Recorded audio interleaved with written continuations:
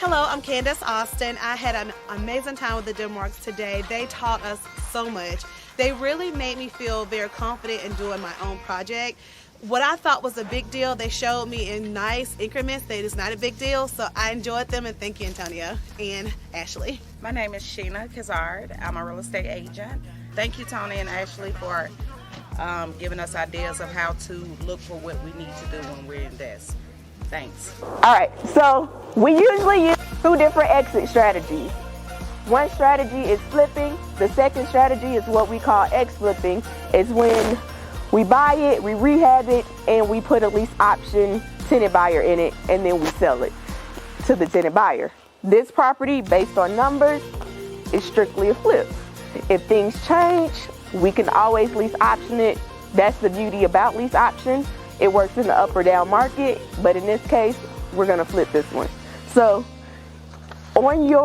if you text that number, Yasmin has it. If you haven't texted, you'll get the property details. So we spent hours in properties, and he really was telling me what was going on, but he was teaching me at the same time.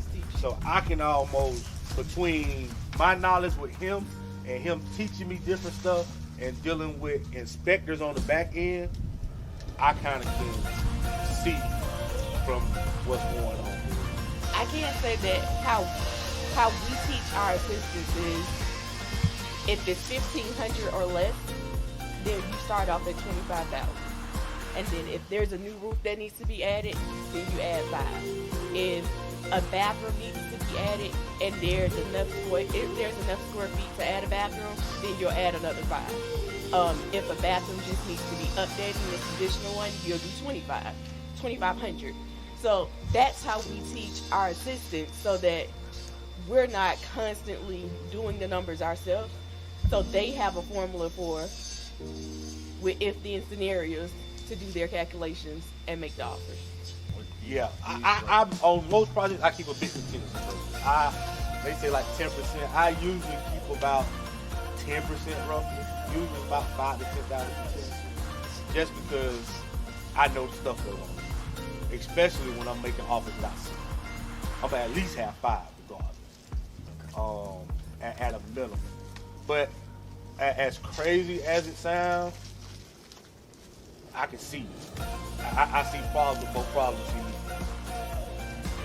I don't know. I mean, I done had so many of them. I see them before they even come.